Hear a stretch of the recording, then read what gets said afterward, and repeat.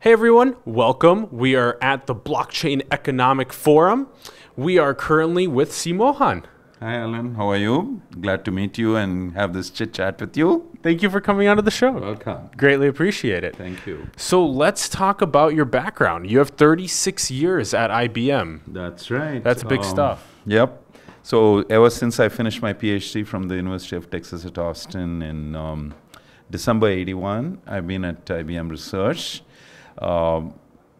Technically all the time in Almaden, but physically I've been in Europe for a year. I did a sabbatical at INRIA, the French Computer Science Research Institute. That was 98, 99, and then from the middle of 2006 to early 2009, I was based in Bangalore and I was the IBM India Chief Scientist. But all the time my home base was the IBM Research Lab in San Jose. And this is the birthplace of relational, the SQL language, and also hard disk drives and atom manipulation. Okay, that's a lot right there. Okay. Okay, hard disk drives, atom manipulation, database and queries.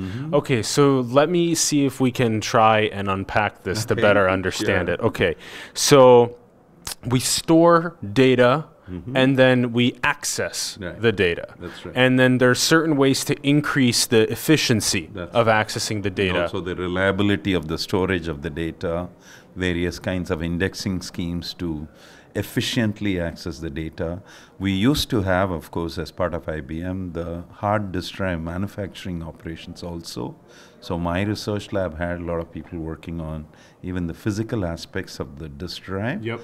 We still do the research, but the manufacturing and all that of the disk drive technology, hard disk drive technology, we sold it off to Hitachi quite a while ago. But we still have the people that work on the storage software, like the EMC kind of things happening in IBM. And we are also still having within IBM even tape drive manufacturing and the associated research. And we do have physicists and chemists and such people that work on materials and such, even though IBM sold off to global foundries the actual fabs and such that we used to have in Fishkill and Vermont. So one of the interesting ways that biotechnology can work with computation is through storing the digital data in DNA. Right. That's very exciting. So there are various interesting kinds of topics that are completely outside of my own domain of research work that other people in my lab work on. In fact, an alumnus of my own IIT, a guy who was 1 year junior to me, he's the director of science and technology at IBM Almaden. And his people work on new materials and even new membranes and things like that to do, for instance, elimination of salt from seawater and things like that. Yeah. So, and also people work on quantum computing and things like that. These are the sorts of things that I know very little about. What's the lab called?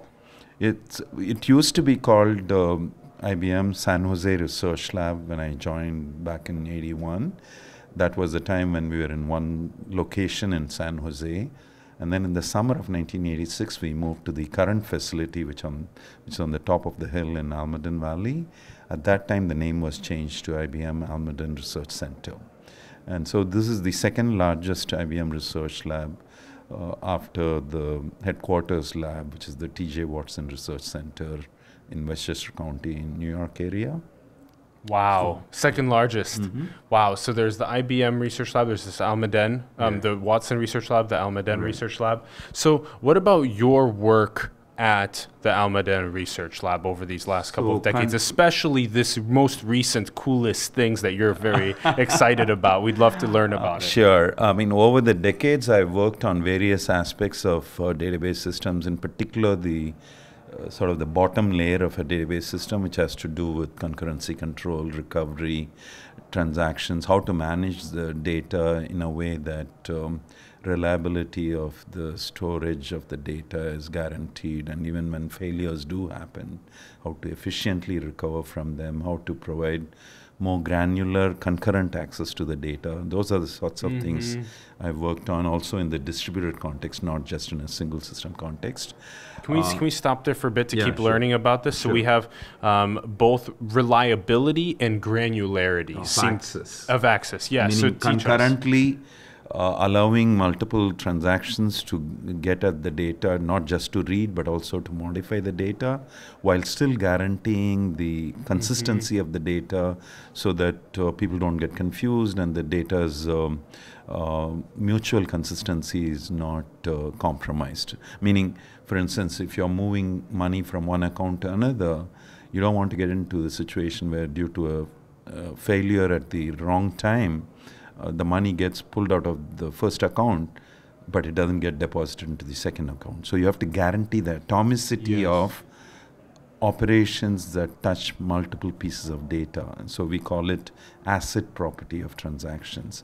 And on top of it, if you told somebody that the transaction had done its job and then the system fails, we have to ensure that after we come back, whatever the story might have been before the failure in terms of whether or not the changes you made to the database got written to the persistent storage, namely disk, or not, you still have to ensure, since you gave the return code to the user saying that particular transaction had quote-unquote committed, we need to now re-establish the fact that that transaction committed by recreating that update.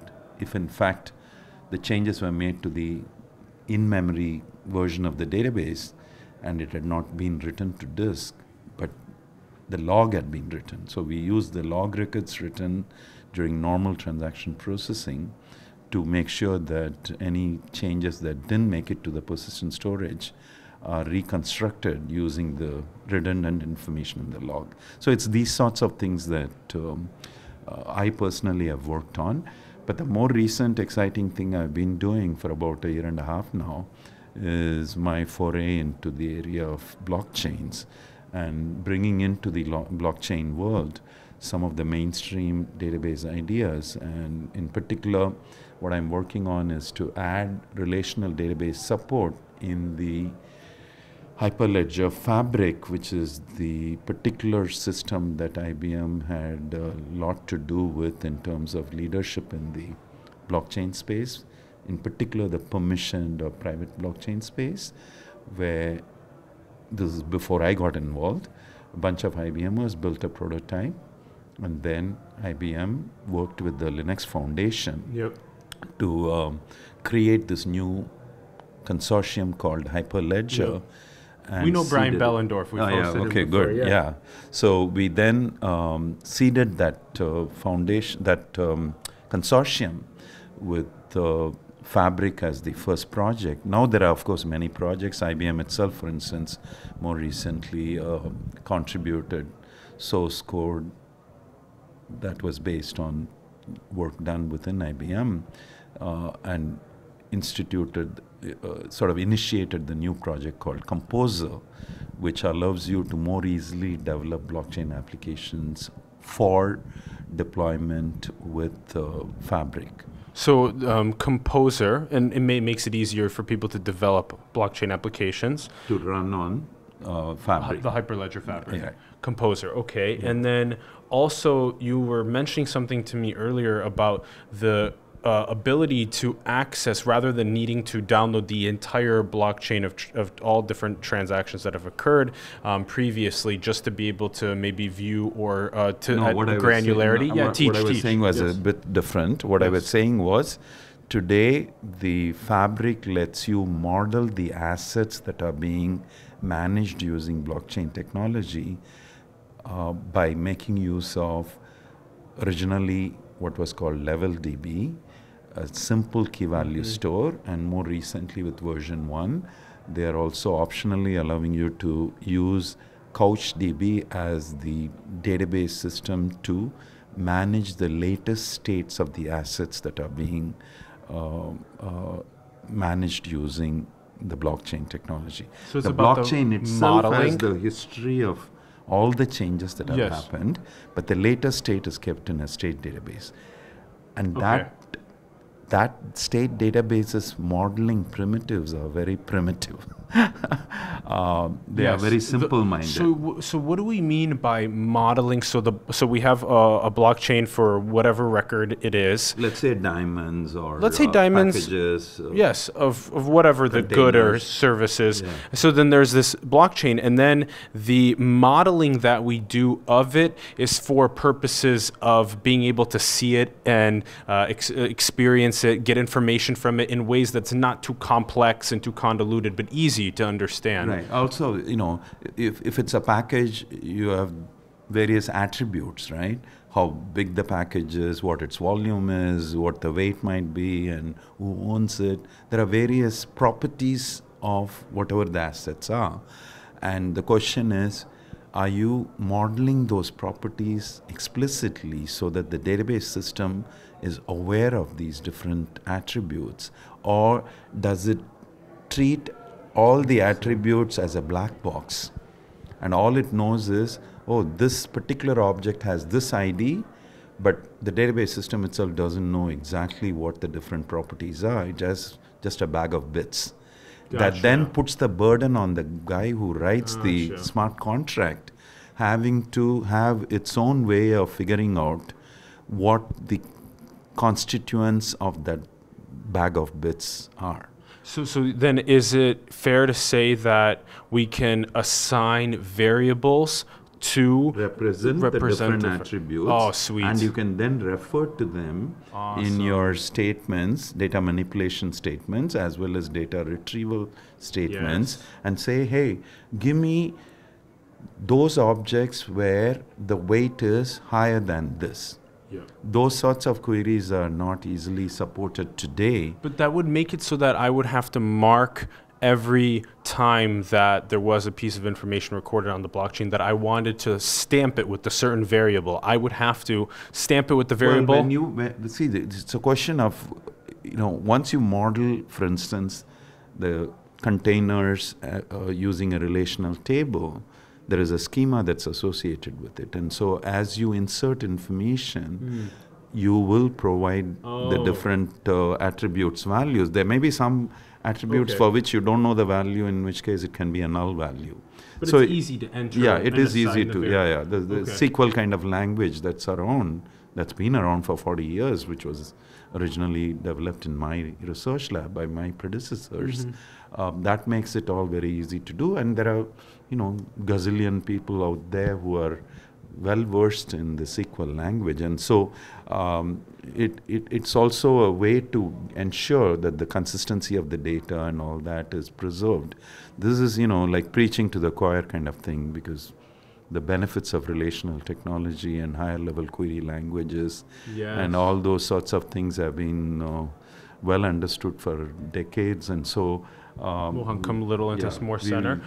We'll just enable all that to be the case. And so it's no different from developing traditional kinds of SQL applications when it comes to doing this sort of thing in the blockchain context also. So maximizing efficiency in relational databases, in querying the databases, especially with blockchain technology, now making it even more easy for us to access and model the data. While still benefiting from all the advantages of blockchain way of managing information and provenance and all that, this will also make it possible to do analytics on the blockchain data much better than it's possible today. You don't have to, for instance, move the data out of the blockchain onto a more traditional database system in order to do analytics. You can still do in-place analytics. So what that means is, in the good old days, even in the relational database context and so on, you had this concept of an online transaction processing system where the bread and butter transactions, which are of short duration, which bring in money directly and so on, will get performed. And then you'll have a separate database system, which might be indexed differently and things like that, where you will be able to do analytics, and periodically the data will get moved from the online transaction processing systems database system to the data warehouse, as it was called, or the data mart.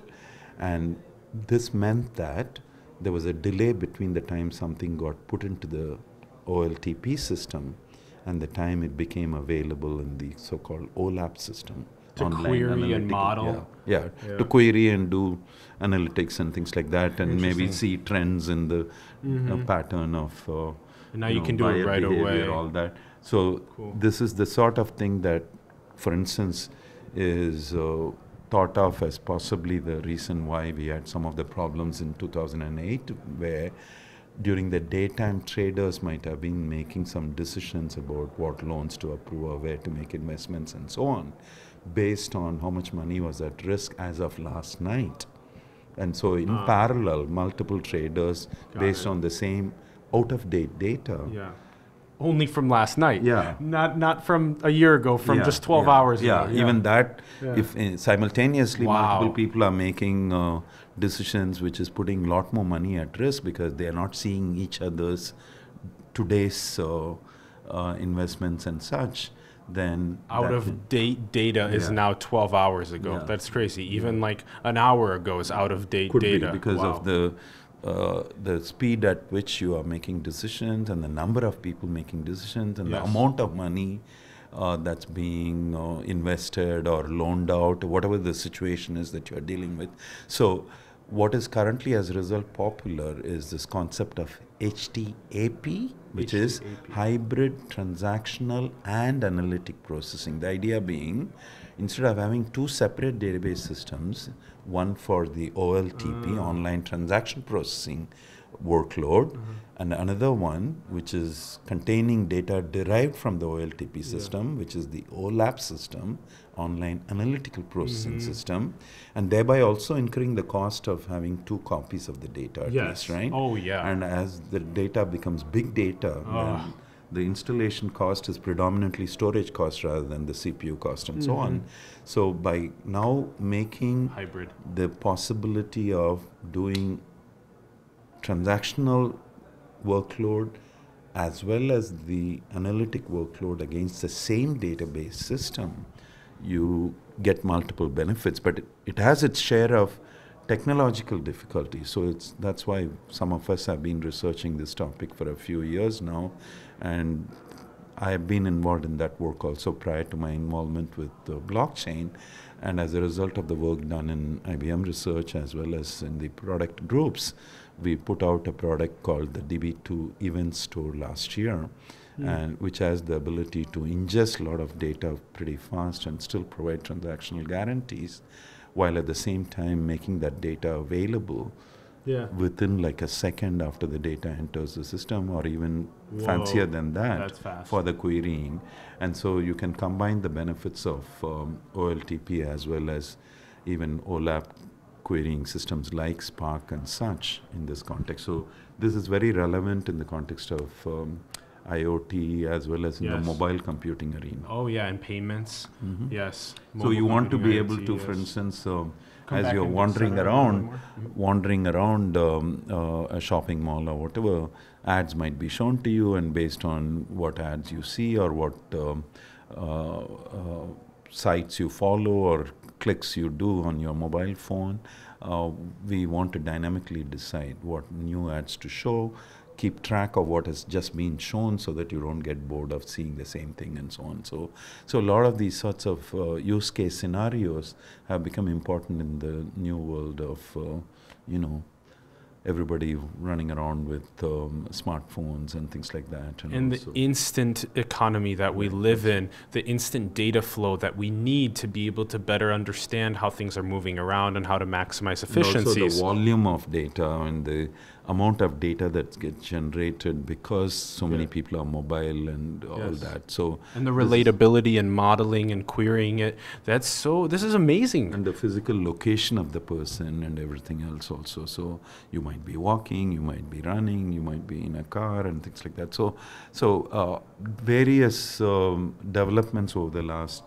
decade or so bring about these different requirements and also the need for different types of workloads than in the good old days when we used to talk about just OLTP or OLAP, and the Transaction Processing Council came up with benchmarks which had either the transactional characteristic or the analytics characteristics, and now we are seeing more and more a combination of these things having to be worried about. Yes.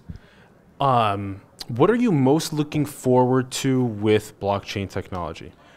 Well, I mean, clearly there is, of course, too much hoopla with respect to cryptocurrencies and the permissionless blockchain world, whereas I and lots of other people who are much more practically minded and think about industrial strength kinds of situations. And what are some that so I mean, IBM, of course, has been well known for the last many years in being a leader in the permissioned or private blockchain space, and so some of the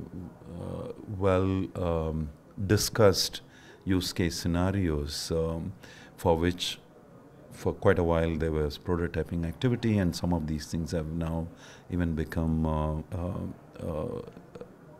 actually deployed in production mode kind of use cases. Have to do with things like food safety, farm to fork, where we worked with Walmart, for instance.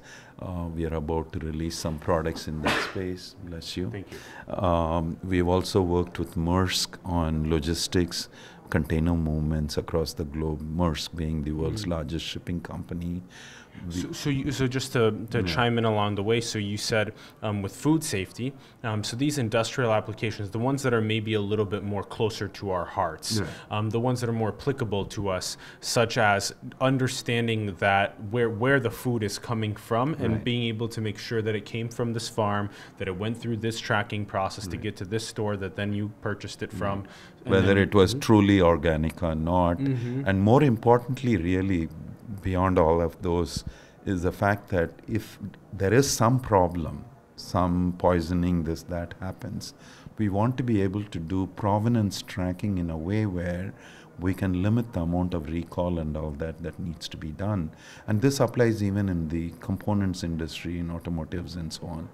The airbag being faulty or seat belt being faulty and such things, we can more precisely know it was this particular batch of seat belts that were manufactured in this particular factory of this particular manufacturer that was the one that is not working right.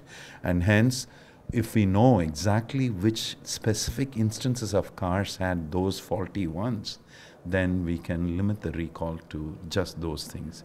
And there are other applications where IBM has been working with the Center for Disease Control or the Food and Drug Administration, which have to do with implementing some of the HIPAA regulations, which relate to personally identifiable information and who had access to what, and whether the information was released only for the purposes for which the providers of the information gave them, or they are being misused. And you've, I'm sure, heard about all this fake news and this and that, and some of the Facebook information being misused and things like that. So many things of that nature also, in terms of access rights control and things like that, can be better done with the more rigorous manner in which the blockchain technology lets you track the state changes that happen to whatever the assets are. The assets could be purely digital assets, or they could be the digital representations of physical assets. You, Mohan, you're targeting one of the big ones that I think we love talking about. It's the request for access, the access control of certain pieces of data, and being able to very intelligently, visibly, transparently map where that access is going, who's taking it, what they're using it for, what their credentials are, and what their need to know is, and things like that. So by having the identity of the people in the ecosystem being known, rather than like in the open blockchain system where it's anonymous or pseudo-anonymous, here we'll be able to do a lot more. And some of the problems that you deal with in the open blockchain space, where in the absence of identity of the participants being known, you wind up having to worry a lot more about Byzantine behavior. But malevolent players. Exactly. Yeah. People who intentionally try to mess up things and so on.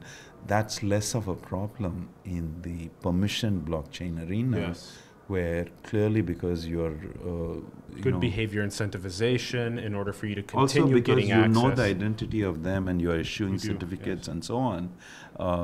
It is not too different from the Uber or the Airbnb kind of situation where even if you and I as the end consumers of these services don't know the whole history of the people involved, the drivers or the renters of the space, the company Uber or the Airbnb has a lot more of the information about the individuals involved that they know. And so even if there are obviously instances where people do some bad things, sooner than later they'll be identified and appropriate actions will be taken. This also reminds me a lot of the sort of, we were just at the Blockchain for Social Justice conference this last weekend, and we were learning about how it is crazy to think about with Manifest Destiny happening and people coming and taking over vast swaths of land over the history of civilization, people expanding their borders over time, that if people just had better tracking of the land and then who owns what would have it looked like? What would our world look like today if that was the case? And so it's so interesting that now with this technology, how will borders ever expand again, if they will ever expand again or decrease again? So you mentioned a lot of really good ones: food, health, so many other ones with healthcare. Logistics was a huge one. So that's all. We love talking about that, and I'm really happy that you care so much about seeing that future with blockchain. We are going to end with a couple really quick questions that we ask on the show a lot. One of the questions we ask on the show a lot is, what are we going to do about wealth inequality? Because the rich are getting much, much richer faster with exponential technology, and the poor are only very slowly coming up. So what do you think about that? So, I mean, one of the benefits of the blockchain technology, even in that space, would be, and countries like India are trying to also leverage blockchain for such reasons, which has to do with more transparency about what is happening where and when and by whom and so on. And you could also eliminate more of the middlemen who, in many situations, rip off the poor people by acting as middlemen, and they take away big chunks of the money that, for instance, the government might be subsidizing the poor people's livelihoods by various means.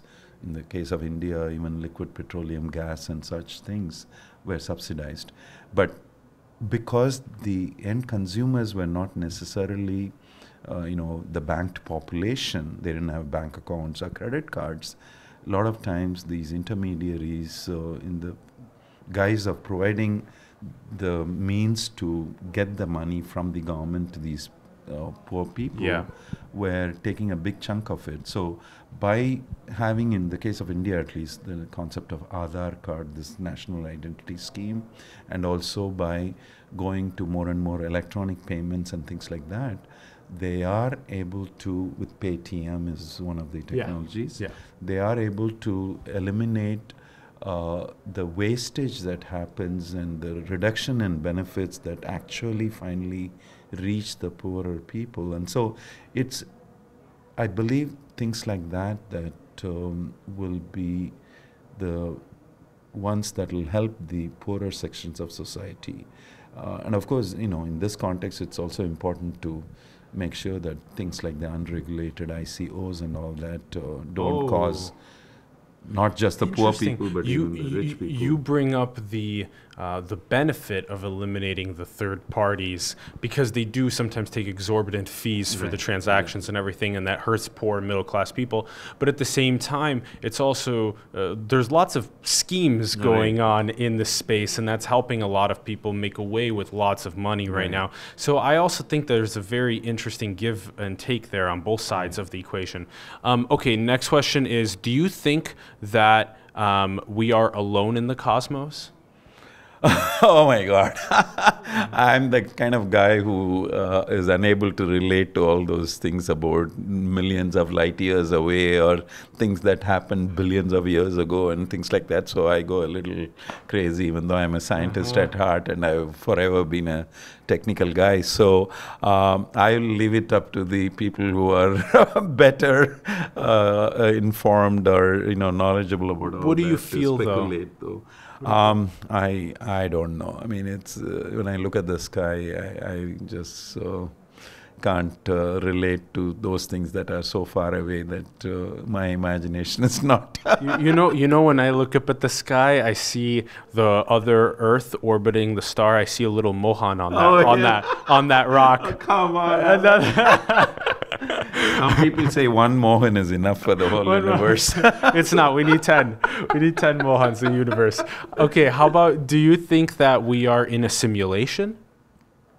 In what sense? That, I don't know whether the fact that I'm talking to you is a real thing or it's some imagination, virtual reality. I don't know. There are times when, suddenly I'll wonder, is this body and all that real? Yes. But I don't too often go into that kind of a trance-like state. I'm not seriously into meditation and things like that, and then go into this state of elevation or whatever, So, of course, sometimes some people say, maybe I don't have enough emotional intelligence. I think you're very friendly. I think you seems pretty good vibes right now. Do you think there's a designer of the world that we live in? Well, I don't know. I mean, I'm not really a believer in God and things like that. So I guess I can settle for the evolutionary theory rather than the Big Bang, which is a creationist kind of way of looking at the world and how it came about. And last question is, what do you think is the most beautiful thing in the world? Oh, wow. Nature and... yeah, I mean, I love traveling and, not just going to museums, but also wide open spaces, the mountains and things like that. So, and of course, there is beauty in algorithms also. So, absolutely, yes. So, I mean, those are two very interesting extremes. I know the mountains and the algorithms. Yeah, music and all those things. Although my own talent is not in painting things or singing or dancing or whatever. But I appreciate, visiting museums and looking at artwork as well as going to concerts. Even 2 evenings ago, I was at my daughter's music teacher's school's 25th anniversary program. So the fine arts is something that I do appreciate. But it's not that I can appreciate all kinds of fine arts. My experience has been more or less defined by what I grew up with back in India, and so I appreciate much more South Indian classical dance and classical music from the southern part of India. So I don't have as much appreciation in an intrinsic way for Western music, although both my kids have done Western violin for a long, long time. And I've heard a little bit of the South Indian Tamil and Carnatic music is the genre of classical. Carnatic. Yeah. So I'm a Tamil. But Carnatic music spans more than one state in South India. Yes. There are lots of Tamil singers, and my own son learned both Carnatic violin and Carnatic vocal, as well as my daughter. I think it makes you smarter. So both kids have wide-ranging interests. Yes, that makes us from smarter. What they studied in the university to what they did outside of the university. Or smart dad, smart kids. Wow. Yeah. Mom is the one who is even more responsible for the kids doing all this artsy stuff. Good. I stayed out of their hair and let them do these things, but I encourage them by attending concerts and things like that. But best of luck with raising them into this complex world that we have today. Thank you, Alan. Yes. Mohan, I am having fun, and thank you so both much. Kids are 28 and 24, so they are not any more kids. They're not, but they have kids, and then you have to deal with raising grandkids into the world. Oh, gosh. So, Mohan, thank you so much for coming onto the show. This was an absolute blast. Everybody, thank you for tuning in. If you guys had a good time, make sure to give us a comment below with your thoughts, subscribe, like the video, share the content with other people. Go and tell 2 people what you learned. They'll tell 2 people, and we'll continue talking about the importance of especially relation with the data that we're currently accessing, how we're accessing it, how we're modeling it, how blockchain's affecting that. This is all very important technology, important things to communicate with each other, create with this content, go and make videos about it, go write about it. Support us on Patreon so we can continue coming to cool places like the Blockchain Economic Forum and doing cool interviews like this. Thank you everyone very much. Much love. Peace. Thank you. Thank you. And if they want to follow me, they can look at Twitter, WeChat, and so on, with ID being SEEMOHAN. SEEMOHAN. C Mohan. We will also have that link in the bio for you, so check it out below. Go and follow C Mohan. Much love, everyone. Thank you. Bye. Bye-bye. Wow. How long was that?